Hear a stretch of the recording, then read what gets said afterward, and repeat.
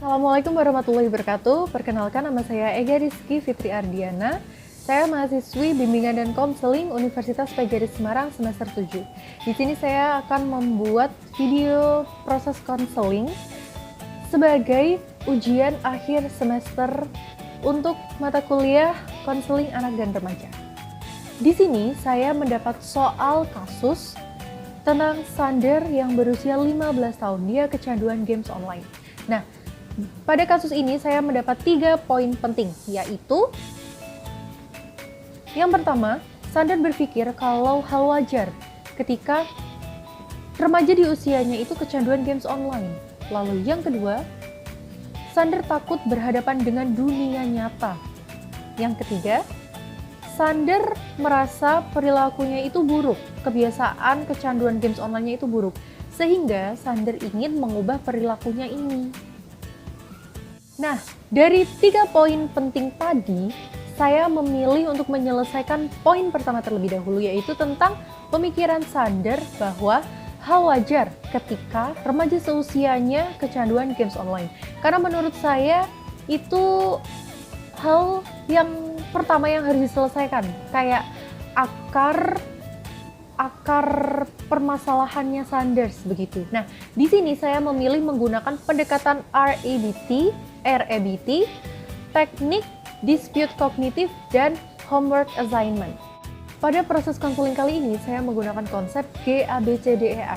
Yang pertama G atau penentuan goal setting, lalu yang kedua A, activating experience atau pengalaman kejadian yang menyebabkan Sander menjadi yakin bahwa kecanduan games online di seusianya itu adalah hal yang wajar. Lalu yang ketiga, belief atau kepercayaannya Sander yang irasional tersebut. Lalu ada konsekuensi yang didapat akibat kepercayaan irasionalnya Sander.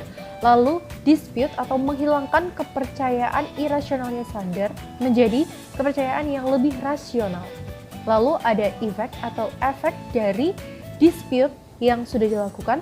Lalu yang terakhir adalah F atau new feeling akibat efek yang didapatkan setelah dispute kognitif.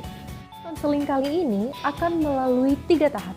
Tahap yang pertama yaitu Sander akan disadarkan bahwa pemikirannya itu irasional.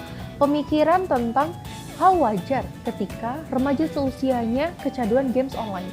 Lalu tahap yang kedua, Sander akan disadarkan, akan diyakinkan bahwa pemikiran yang irasionalnya itu dapat ditantang, kemudian dapat dirubah melalui menggunakan teknik dispute kognitif.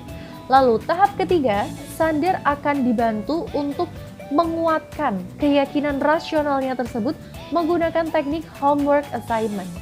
Tahap pertama, saya akan memperlihatkan kepada Sander beberapa video yang saya dapatkan dari YouTube mengenai dampak negatif dan bahayanya dari kecanduan games online.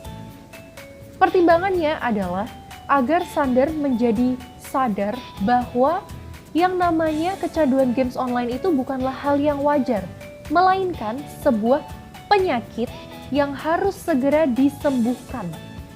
Tahap kegiatan, saya akan mendispute kognitif Sander dengan memberikan beberapa pertanyaan yang bertujuan untuk menantang pemikirannya yang irasional tersebut.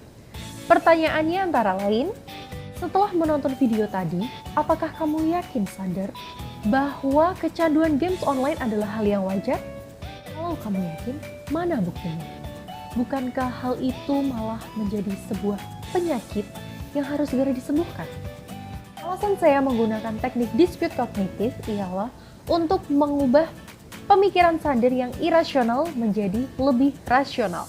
Tahap pengakhiran, saya akan membantu Sander untuk menguatkan pemikiran yang irasionalnya dengan teknik homework assignment. Alasan yang saya berikan berupa perintah, meminta Sander untuk mengkaji secara lengkap apa saja yang menjadi dampak negatif atau bahaya dari kecanduan games online. Kemudian, meminta Sander juga untuk mengkaji dirinya sendiri. Dampak yang ia dapatkan setelah ia selama 4 bulan menjadi pecandu games online.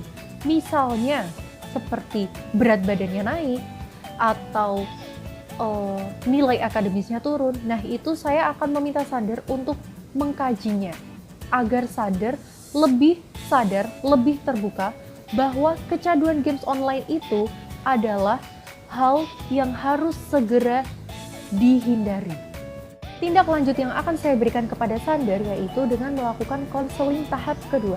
Di tahap kedua nanti saya akan meminta Sander untuk membacakan hasil kajiannya terkait penugasan pada tahap 1 ini.